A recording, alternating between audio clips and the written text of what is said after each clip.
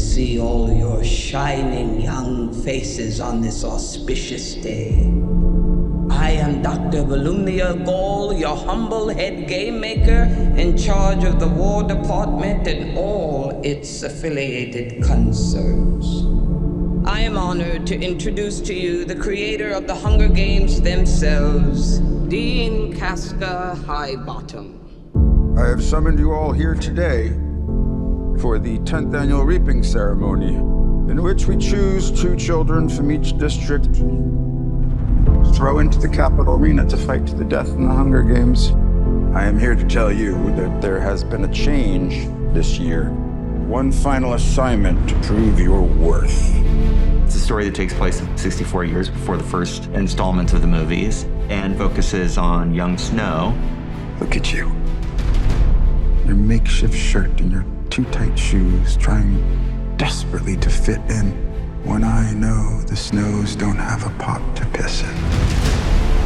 Snow is being groomed to become the man he becomes.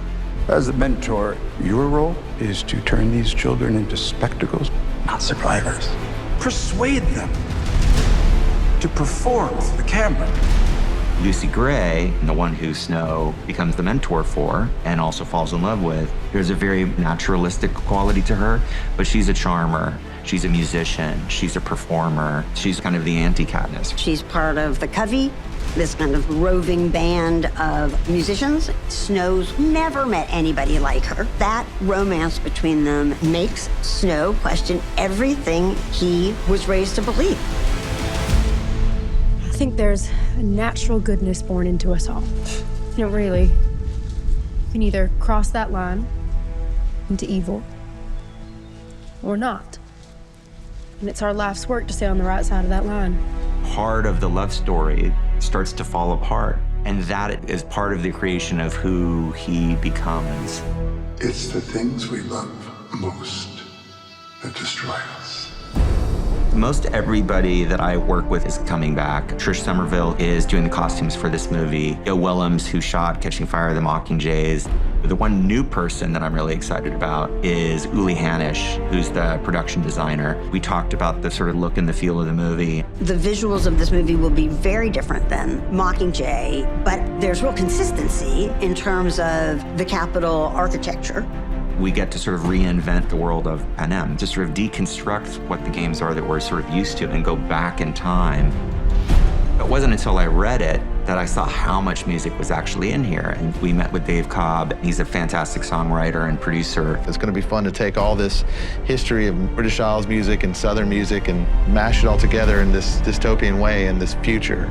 James Newton Howard. It's my 4th Hunger Games film with him. The musical opportunity is great. Relationships are very powerful in the movie. The good and the bad are very clearly laid out. For James and I, it was really fun to explore a new sound for the Hunger Games. Sometimes it's foot stomping and rousing, and sometimes it's haunting, mysterious, and a lot of that is based on the kind of period of the movie itself. But there's going to be some familiar elements as well. Hanging Tree is back in a completely different iteration and treatment. Here, we get to see Lucy Gray coming up with it for the first time.